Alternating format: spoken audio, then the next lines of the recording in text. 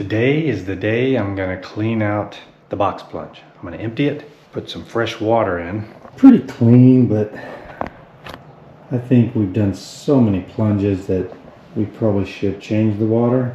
Came with this submersible pump, got this hose, and since I've got it in the house, I'm gonna I took the screen off of there, and I'm just gonna run the hose out and let it just go out to the front lawn. So the first time we filled it up, we put some ice in there, but we put very little ice.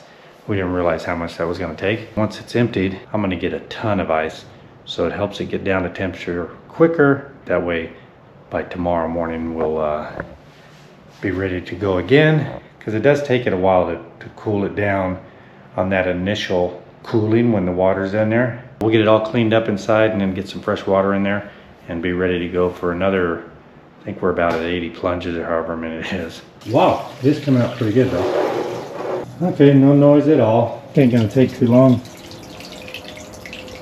We'll water our lawn with it. Got some pretty good flow, I would say. And we had to do it through a window. And now we can clean up our window too. Whew, this is going quick. Here was our fill line right here.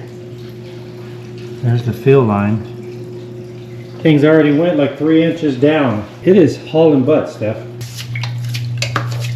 So Steph's making sure that little, anything that didn't want anything resting there, because now you can see these little, I don't know, dust, whatever, in there. And we want to get all that stuff cleaned up,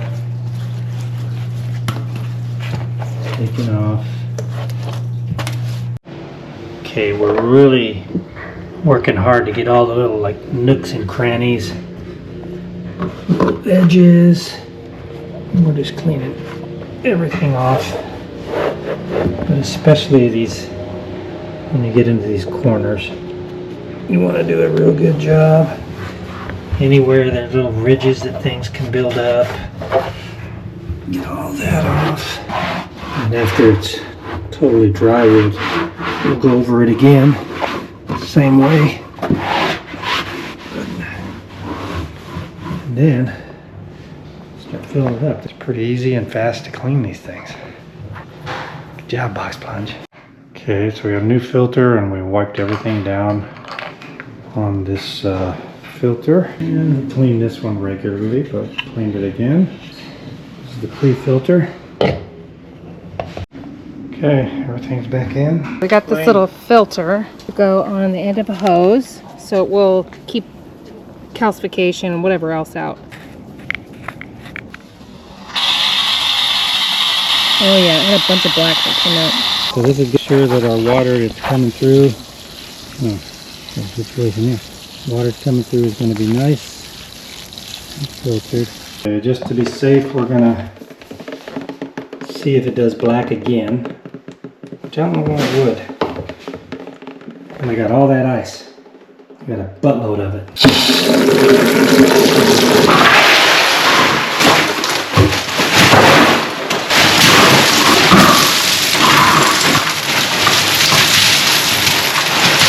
A fresh new filter in there. On their website it says it could take 30-something hours to get to temperature. And ours took at least 24 hours.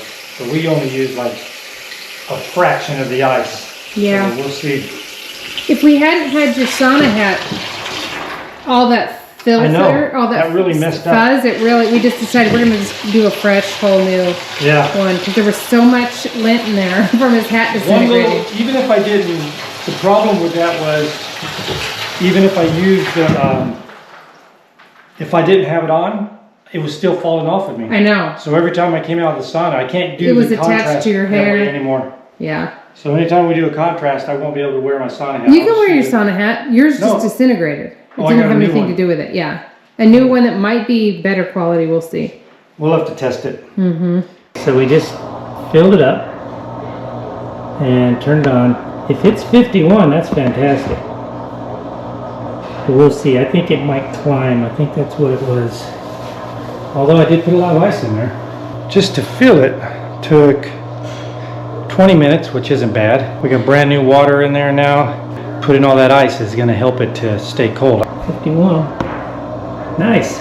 It's worth it to get that extra ice, not make your box plunge work so hard to get it to temperature. That's how we drain, clean, and refill our box plunge, which is the best chest freezer on the planet.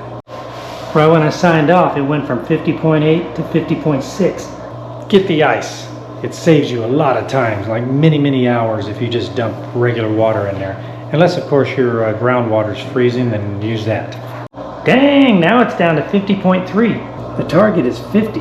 It dropped down to 50.3 right when I turned the GoPro off. What if our target goes down because of the ice? Maybe it's 49 degrees. Not having to work real hard. I just want to see if it'll drop one more time before I turn the GoPro off. Because every time I turn it off, temperature drops.